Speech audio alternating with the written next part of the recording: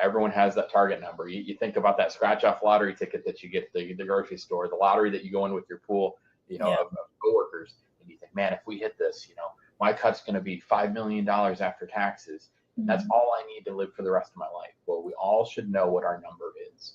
And it doesn't mean you have to stop working. It doesn't mean that you stop growing your wealth or, you take care of others. But at the same point, you know that you're secure for the rest of your life. So I encourage everyone watching to know what their number is Yeah. and have a goal to hit it, whether it be 5 years, 10 years, or by the time you retire, you need to get to your number. And so the faster we can get to that number, the faster you get to, enjoy the luxuries of time.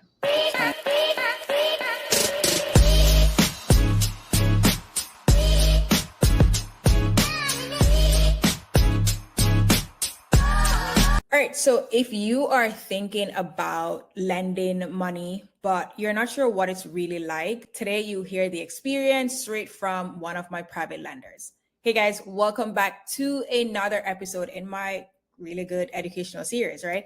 Where I share tips, I share insights about the world of private money. So whether you are raising private money on your deals or you are looking for a safe and profitable way to lend it, I'm here sharing this journey with you. And sometimes it's always good to hear from another investor who's actually funded one of my deals, right? Because I can share all the good things about private money, but it's also good to hear from someone who actually have the capital and have invested it. So that way you get the lender's perspective, their concerns, their wins, and why they decided to invest. So let's jump into it. You're going to love this conversation with one of my private lenders, and I want to welcome Bradley to the conversation. Brad, what's going on? Hey, Felicia, great to be here. Thanks for having me. I love this. I'm super excited to share everything that we're going to talk about. And guys, like these, Brad has no idea the questions that I'm going to ask him. I mean, we've chat before many times, but I did not share with him the conversation, the questions at all. So we're literally going to freestyle this and have an open big conversation so you guys can see that this is real, authentic, and all that stuff. So that's my favorite conversation. Go ahead. Huh? This is my favorite type of conversation. Listen, it's always good I think it's good to hear from the perspective of someone who's doing it, because I can tell how good it is working with you and all the good stuff about it. And as much as I like to share about the bad stuff too, it's always good to hear from the perspective of someone else. Absolutely. So to make it easier. So with that being said, Brad, can you share a little bit of about your background? Yeah. My job today, I work in a corporate setting where I help lead a national sales team for corporate software sales. And I had no idea what I was getting involved with when I met Kalisha. And so it's been a nothing but fantastic experience working with her, but also learning this industry and learning what type of investment mechanisms are out there. So just like everyone is trying to grow their own personal wealth and you're living your own personal track in your own life, there's ways to make money passively. And there's ways to also, get engaged in multiple areas and learn something new. Yeah. And so you're always on this journey of learning. And so, growing up, I was, I thought you had to work really hard for everything that you need to earn. And I do work very hard and I give my 100% to everything that I'm involved in. But there's other ways that you can work smarter and not always harder. And Kalisha's opened that path for me. And so I really appreciate the friendship that we've developed over these years. Oh, thank you. Thank you. And the crazy thing, guys, like I haven't known, we're recording this. It is August 28th. And I've known Brad for less than a year. So at the end of this conversation, you're going to be like, wait, I don't believe that. You guys have done so much stuff in less than a year, but you will see. So you got to keep watching to hear all the details.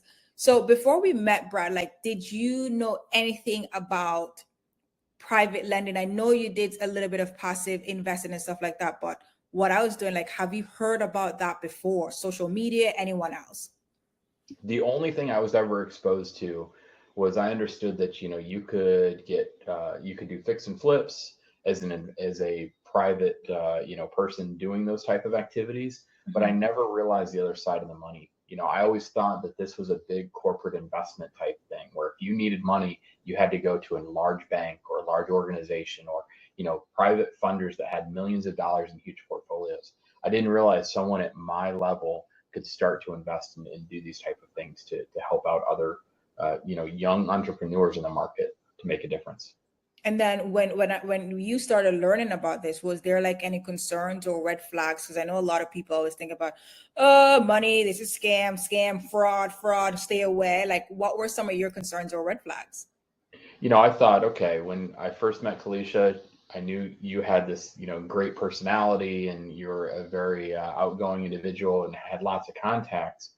And I thought it was a little daunting to be like, well, how does she get all of this contacts and the networking? So there's the people aspect of it. But then also I thought, well, is this too good to be true? Is this really something that's legal? Or, I'm always a rule follower, when it comes to the important things in life.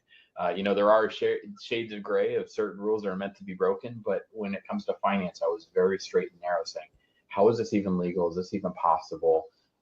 Is this just a too good to be true story? Because a lot of times in my past, to be honest, anything that I thought was too good to be true usually ends up that way.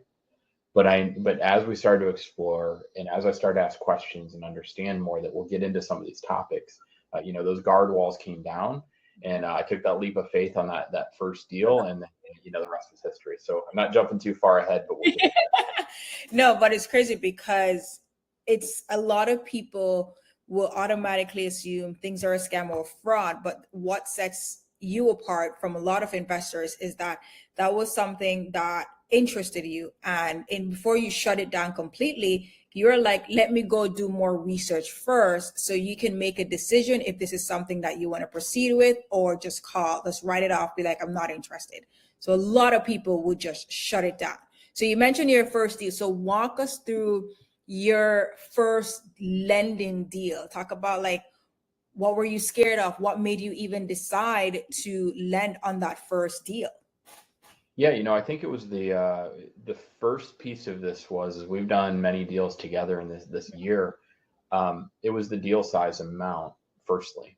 Mm-hmm. So as I'm looking for I'm always looking for opportunities. I've got an idea a minute. My family and friends say, "Oh, what's your get rich quick scheme for this month, right?" And what thing are you going to go invent to change the world, this month? And Yeah. of course, ideas come and go, but without action, you don't retrieve anything from that. There's no ROI on that idea. And so when this came forward, I thought, hey, this is something I can actually do. And I've lost money in the past. If we look at it from a risk tolerance perspective, I've had other things that I've had stupider ideas that I've put money into that have not panned out, right? And so when I look at my portfolio and it was a low barrier to entry, on this first deal, it was the right deal size. And I thought I'm willing to risk this capital to see what happens with this process. Only after I found out, answers to my questions and things like that. So when I met Kalisha, we were at a young business small group gathering, and hearing multiple people and what their jobs are. I felt like I didn't fit in. I was this guy that works a corporate job. I have a lot of responsibilities. I travel the nation and do these type of things. Where these were all people in my local area, small businesses and some franchises and things like that. And I thought, I don't really connect here until I heard Kalisha speak and about how this is not location based or time based or anything like that. And it's the things that you've built and the education that you've learned, you're able to connect us investors to that knowledge and be able to start taking us on this journey. And so, again, it's a big financial commitment, when you look at that. I mean, even though it is diversifying of your portfolio and it was in the right deal size to get started, there's still that anxiety or that angst when you press the send button on that wire at the bank. But that was the hardest thing, right? Once that money's gone. But you have to view it as, I'm investing this, putting that out there, and if I don't receive it back, I'll be okay to live without it. Yeah. But there would be pain if I were to lose that investment. Mm-hmm. But I had all of the risk points covered from an exit strategy. Yeah. From what's the deal structure here? What are our options if things go left, right, or sideways? And so those were the answers that I needed to feel comfortable. Mm-hmm. And of course, if you have a significant other in your life, they're a very important piece of this too. And luckily, I've been married for many years, or about 16 years coming up here.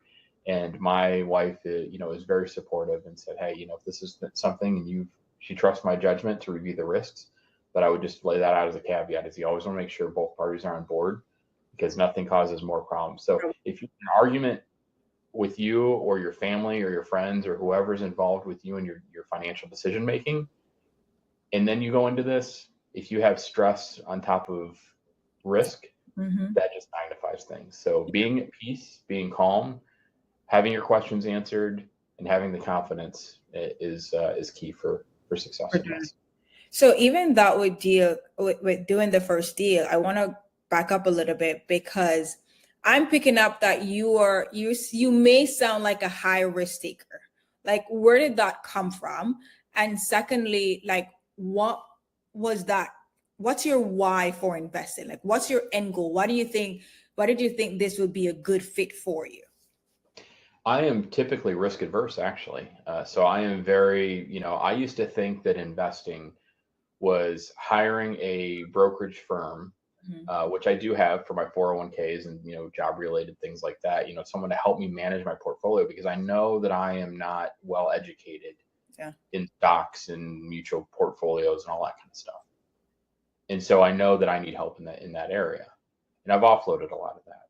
However, I did not think that I could manage something like this and have the knowledge to be able to get into this. So from a risk, go back to your question about, because it can sound like you're a high risk taker, because someone who's watching this be like, oh, he definitely has a plan, A, B, C, D. I don't want to risk all that money. So that's what I'm picking up just hearing your conversation, from hearing your perspective. Yeah. So as far as the risk goes, I chose to diversify in this because of my long-term vision for my life. Yeah. And so you start to make different choices about your behaviors and the things that you do on a day-to-day basis based on where you want to be in 5 or 10 years. So my eventual goal is to be able to have time freedom against what I am working on a daily basis. So right now, I have grown my personal career path, from an entry-level worker to, now in management and helping lead. But time is now my driver. So how do I get more time and bandwidth back in my life? And so as I start to evaluate what are the things that I can do with the wealth that I've built to help drive me to that success story, this is one of those levers that I can pull to help diversify what I've got to help eventually live off of, the returns of my own wealth. No, that makes so much sense. And that's the thing, is like, even when I'm talking to new investors, it's more than just, I need money or I would love to take your money, right? It's also trying to understand if that private money lender / private investor, what are their end goals? Like, why would you want to do this? Because sometimes the person who you're thinking of giving the money to, it may not be a good fit because you guys' goals, they don't align, right? And another thing that you mentioned is that you knew that if you lost that money, you'll be okay. Like, you would be, and a lot of people, I ask investors, like, hey, if you lend this money and you lose it tomorrow, because there's a 1% chance that you may lose this, will you be okay? Can you pay your bills? Can you take care of your family? And if they're like, no, I'm like, don't do it. Do not do it, because you're going to make my life a living hell, or that person you're lending the money to a living hell. Yeah. And now that, we've done one, right, we've scaled from there. Yeah. However, now I'm spreading my risk across multiple investment opportunities. So one of the other things that I had in my mind when I was talking about, how you get financial capital for projects that you may want to do, you go to these large firms. Yeah. And so you look at these huge investors that are doing, their multifamily units or, big property development, 30, $40 million type projects. And you think that, and there's a barrier to entry at that level. However, what you're doing here and what we're involved with, is helping people just like ourselves that are trying to have their vision for financial freedom in the future and trying to build their own wealth and portfolios, that we can sponsor and walk alongside them, meet them where they're at. And it's a lot less barrier to entry when it comes to a total dollar amount perspective. Yeah, because everyone is doing the same thing. It's just like, the level that you're at, but we all have this, we want to get here, but you can't just get here overnight. You got to start here and start building until you get there. So I agree with you. So I'm grateful I'm able to help other people to do that, because I got into the space and I was like, wait, this is a whole thing. Like, why is no one talking about this? But again, my mindset was scam, fraud. This is not real. No, no, no. So you mentioned that, well, I know this, but we've done quite a few deals together.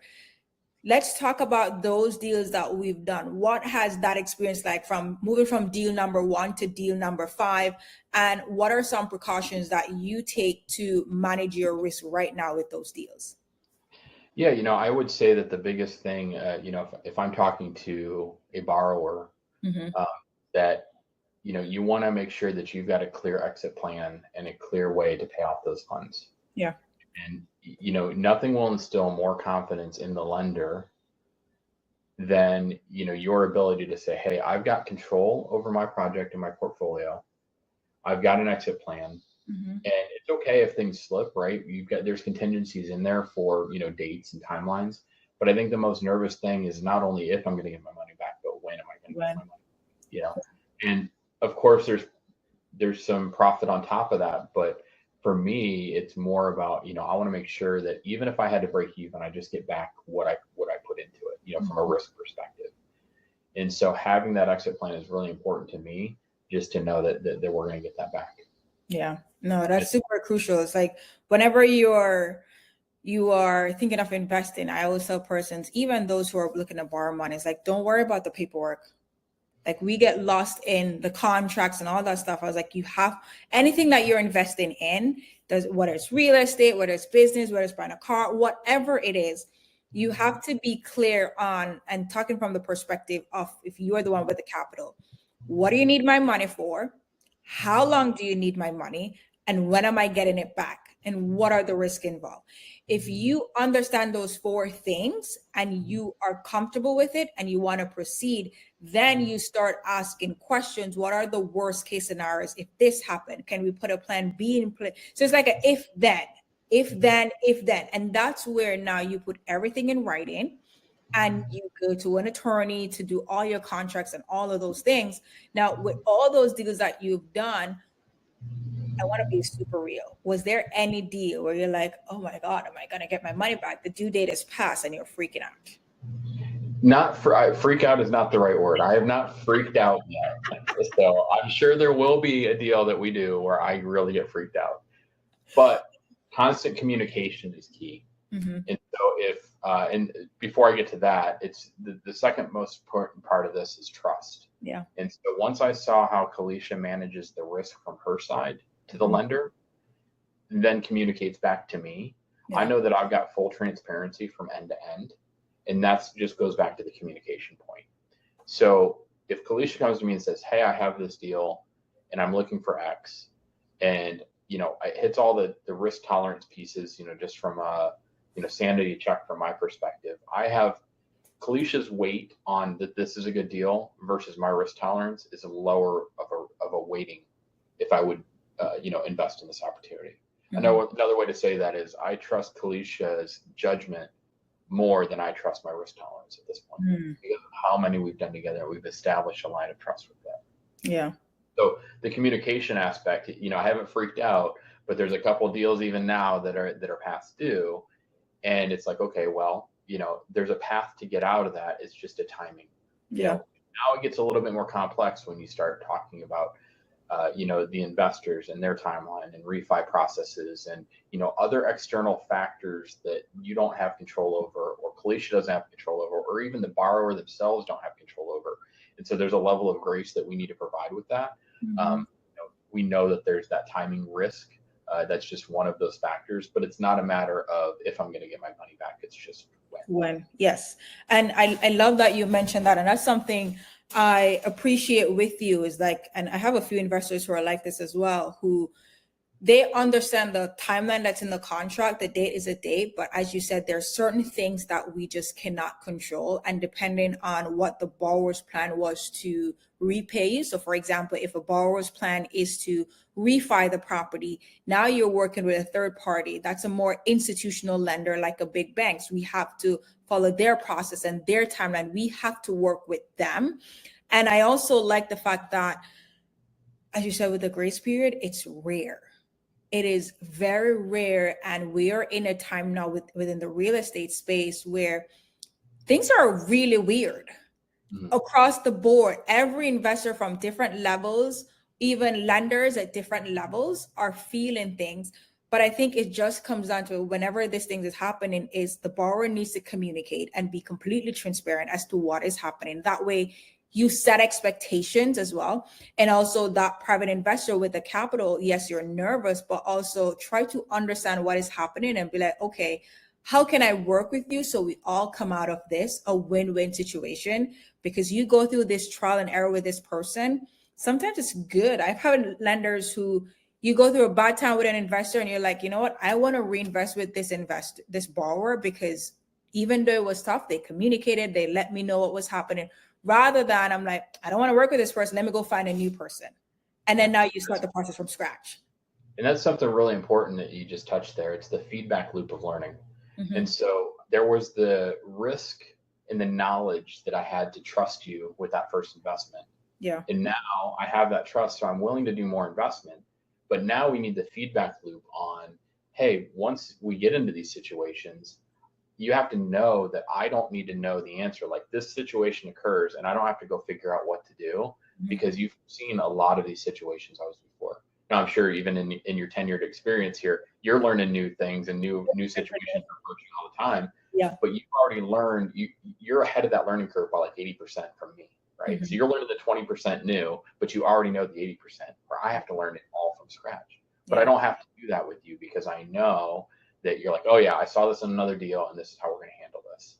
Yeah. And so here's how it worked out. So you've got a case story and a success story for every problem that you may encounter, even after the money's already sent. And I think that is a scary part with you, with us with me in this space. It's like, oh my God, it's always, you want to get the investor money back and you're going to do all the things to mitigate the risk and all that stuff. But there's always a one thing that caused that delay, and it's very humans and our tendencies to freak out, but it's always good to go straight back into solution mode to be like, okay, what's the next step? What can we do now? And I like to be very transparent. Like, I don't care how bad the news is. I'm telling you, I'm not going to sugarcoat it, because I think from my experience, that has just worked out way better. The most the investor is going to do is going to get angry.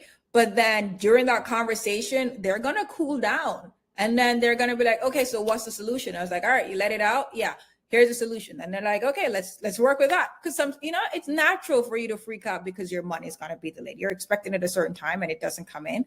That's natural. Like, that's completely normal. What would you say, like, some of the benefits that you have gained from being a private investor for real estate? Because I know you do different types of investment, but what would you say is the top benefit from doing it? I would say the level is as much control as you have over working with your money in this type of arrangement. Yeah. You still don't have a lot of hours invested in tracking this. Now, I'm kind of I'm a self-proclaimed nerd, as Kalisha knows, and I've got spreadsheets for everything, and so I like to track this. It's fun for me, right? This is a fun activity. It's, there's an end goal to this, and I wouldn't be doing it if I wasn't growing my personal wealth. But at the same point, this is a very enjoyable activity to sit down in my after hours or before I go to bed, or early in the mornings on the weekends before the family's up, and just say, hey, here's where I stand, here's where I've grown. And it's important to measure your progress as you move along, because you can't show growth if you don't know where you started. And so know where you start, know what your goal is, and then it's fun to make sure you're tracking along to your goals and your personal progress, just like anything else you would adjust. Like anything else. So even with that, like, how would you compare the returns? Because I know you dabble in so many different things, but investing in stocks and have your 401k and also in real estate, what would you say are some of the benefits of doing the different investment, and which one have you really good returns? Of course, the disclaimer is I'm no financial expert, right? And not qualified to give financial investing advice. However, and it depends for everyone, right? Mm-hmm. And it really depends on, again, your risk tolerance. You can put, items in the market, right? You can buy stocks, you can buy bonds, you can buy all of these kind of things. Stocks have a tendency to fluctuate. We went through a really hard time during the housing crisis. We went through another hard time during COVID. But in general, we're 7-8%, on average over the length of your stocks. Yeah. But your money's tied up for an extended amount of time in that. So how liquid do you want your assets? We're tied up in 6 to 9 to 12 month deals here with private equity lending, but that's a short-term investment for a very lucrative gain over those percentages I was mentioning from the market. So if you're looking, for me, I'm still young enough, and healthy enough, Lord willing, to continue this for a while, that I don't need monstrous gains, but I also have enough life left in me to make that money back if I were to lose it. So if I look at that from a risk tolerance perspective, that it's like, hey, if some of these deals were to go sideways and I only get half or maybe none of that investment back, it's not, back to the earlier point, it's not going to bankrupt me, but I also have enough health left that I could just double down in corporate work and make some money back there. Yeah. But never the goal, right? And so with that lucrative mindset thinking is that money works on compounding interest. Yeah. Right. And wealth works on compounding interest, right? So if you're making X between now and 6 months from now, and you get that return back and you invest that amount plus the interest that you've made, now you're making interest on your interest. Yeah. And so if you do that enough times and you can track this out, you show a bell curve. It's going to ramp up very quickly. And so, everyone has that target number. You think about that scratch off lottery ticket that you get at the grocery store, the lottery that you go in with your pool, of coworkers. And you think, man, if we hit this, my cut's going to be $5 million after taxes. And that's all I need to live for the rest of my life. Well, we all should know what our number is. And it doesn't mean you have to stop working. It doesn't mean that you stop growing your wealth or, you take care of others. But at the same point, that you're secure for the rest of your life. So I encourage everyone watching to know what their number is and have a goal to hit it, whether it be 5 years, 10 years, or by the time you retire, you need to get to your number. And so the faster we can get to that number, the faster you get to, enjoy the luxuries of time. The time. It's so crazy because one thing I like about you and just talking to different investors, most of my investors are completely new. Some persons are doing way bigger things than you are. It's what I like is that as you said, your number. And as much as your plan is not perfect, you're like, in order for me to get to this number, this is what I have to do. This is how much I have to grow my money. Each time it's like you have a plan. And for a lot of people that I've spoken to, they have this amount of money and they're like, I just want to invest. But what is your end game? Yeah. Because my end game is growth.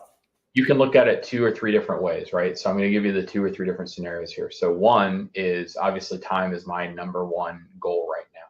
Yeah. So I'm trying to get to a number that would sustain my current lifestyle, at a bare minimum, on a yearly income basis, right? As soon as I can hit that number to make all things equal, then it's like, do I quit my corporate job? Do I, start to see part-time opportunities? Do I do other things to alleviate my freedom and my time?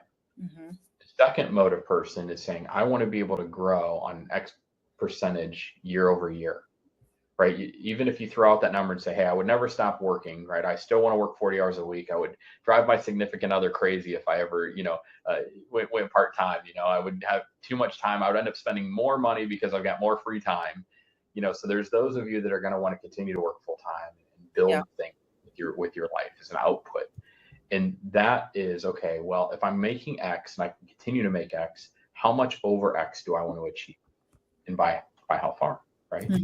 Whether it be by percentage or a dollar amount. Yeah. You got to have a plan. Yeah, absolutely.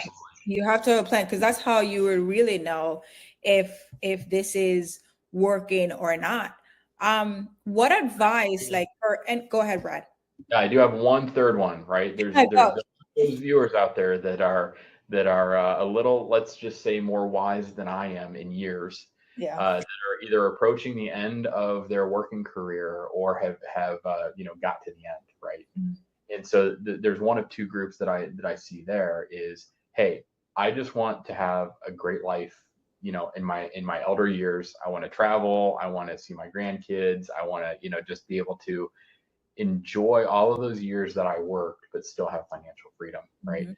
And either whether you're already on target, you've already hit your number, or whether that you still got a delta between where you thought you'd be and where you actually end up. If you can afford to even do a little bit, right, of these things and trust that risk tolerance, right? You want to preserve your risk at that point, right? 100%, Yeah. but there's still an opportunity to continue to grow your wealth for future generations as well. Mhm. Oh man, like that is I can keep saying giving those tips and advice to people, but I think it's always good to hear again a different perspective because these are messages that person within the real estate space communicate over and over. But there are also persons who fit the box that you just described, but because there's so much noise, it's like I don't know who to trust, right? Everyone just want my money, and because a lot of people they would love to get there, but it's like again I don't know who to trust. But I think it's just finding that one or two person that you feel like you vibe with or you connect with, and also you play a role of educating yourself. How can I better understand this, the risk involved, so that way now I can now make a list of questions that I need to ask another expert, and from there do trial and error. I know being in ready for retirement, you don't want trial and error, but talk to someone who has been through it, who have lost money, who've gone through it, to be like, hey, if I don't want to make those same mistakes, I don't want this to happen, what are some things that I can put in place? But I would recommend to put a list of questions. But before I even continue to give those recommendations, Brad, like what advice would you give to someone who is on the fence about doing this investing thing, or maybe they've never thought about doing it before? Yeah, I would just suggest just to, as Felicia said, learn as much as you can and find that person that you can trust. Mm-hmm. Uh, find out, set a budget just like you would with anything. So view this as you have your own entertainment budget. You go out to a movie on the weekends and have dinner, right? That's a cost to you, but the return of enjoyment out of that cost was worth something. Yeah. So you have to set within your personal wealth, what percentage would I like to set aside to receive the benefit of whatever it is I'm investing in? Mm-hmm. So, you go to the store and you buy $100 pair of jeans or you buy a $300 pair of jeans, right? There's some people would say I would never spend $300 on a pair of jeans, Yeah. and it's all relative to what it's worth for you. Mm-hmm. And so, at this point in my investing, so we can fast forward a little bit now. After I did that first deal, the second deal, the third deal, then it was like I'm all in on this because I view the risk tolerance as worth it. So there's other portfolio investment things that you can take advantage of. You can do an SB lock against your stocks, right, which is a lower percentage loan, against your own stocks, where you still participate in the growth of your portfolio without having to sell them. Yeah. Or there's even HELOCs, right? If you've got a very low interest rate, if you bought your home over COVID and you've got high equity in your home, you can borrow against that equity in your home to invest in this. And so it's just a numbers game, and that might sound really, really risky. Any Yeah. Dave Ramsey or any of those guys out there would totally advise against that. But if you're a smart investor and you're thinking about what the returns are, what the risk is, and what the spread is between the interest that you're paying and the money that you're making, Yeah. there's money to be had there based on leveraging your wealth and your assets. Oh, that was so good. And I love that the fact that you mentioned all the different sources that people could pull their capital from. Like you actually just answered one of my next questions, because I was going to ask you, how do you feel now, like looking back, like how do you feel now about investing in private credit? Now I'm like, like I mentioned in the beginning, anything that I do, I go 100%. Yeah. So like, I mean, I don't go 100% right at first, right? Because that's a risk, right? So you have to balance that risk tolerance. I am pretty bit risk adverse. So Yeah. it's like, all right, I set, like I've used that example for going out to the movies and dinner, right? You have a $150 budget, whatever it is for the evening that you're going to go do that. Well, I had this, couple $1,000, or if whatever the deal size was at the beginning, say, okay, I'm going to set this aside, and the enjoyment or benefit I will get out of this from a return, I'm willing to put that money up. And so we did that first one, right? Okay. We did the second one. Okay. And now it's, if I'm going to go all in, why would I stop at just that deal or the second deal when I should use all of my assets that I am willing to put forth to get to that same type of reward? So now those two that I mentioned, I have an SB lock, I have an H lock, at various amounts, and we put that in there, and it's like it's money that I've technically borrowed against myself to invest, but that return that I'm going to get will get me to my goal that much faster, knowing my age and my health and my other circumstances, and the trust of my wife. Because you need that. You need that. No, I'm so grateful that you took the time to just come and share your experience, and especially like just from your perspective, what is it that you've gone through in working with me? Just not even just working with me, but investing in private credit, right? And for those who are like, Kalisha, what are you talking about private credit? Everything that we just did, we consider that private money lending, private credit. You are basically acting as a bank for real estate investors. And I try not to use those terms because I want you to fully understand the discussion, right? Because sometimes we tend to use all these real estate jargons and you get so confused or overwhelmed. But the entire conversation is just showing you guys how, if you have the capital and you have a goal, how can you use that to grow your money by investing in real estate? Again, we were never giving you guys financial advice, nothing like that. We were just sharing our opinions and our experience. So Brad, thank you so much for coming in and talk about your experience. Any last words before I wrap up? One of the intangible benefits of this is I hinted to it a couple times through the talk, but it's helping others, right? And so, as a good person in society, we should want to help other people. And so not only are you doing this for your own financial gain, right? You're putting your assets and your capital on the line for potential loss, right? If things don't go well, but you're also investing in someone else's life and their dream and their vision too. So, those that have and those that give, I feel are blessed through, in abundance. Yeah. And so, view that as a motivator for you to help someone else, will help you as well. Okay, no, I love that. But thank you guys so much for watching. So if you've ever thought about private lending, or maybe you weren't sure how it works, is it safe, or is this really for you? I hope this conversation gave you some clarity, because the truth is, right? The truth is, everyday people are becoming private money lenders or investors, whatever you want to call it, earning strong, consistent returns while helping other investors bring their projects to life, similar to what Brad just said. So if you'd like to learn more or on how it works, or see if this could be a good fit for you, there is a link in the description. If you just want to have a quick conversation, you want to ask questions, I have tons of resources that you guys can check out. So also don't forget to subscribe to the channel so you don't miss the next interview or the next educational tip about raising private money. So thank you again, Brad, and I hope you guys have a good one.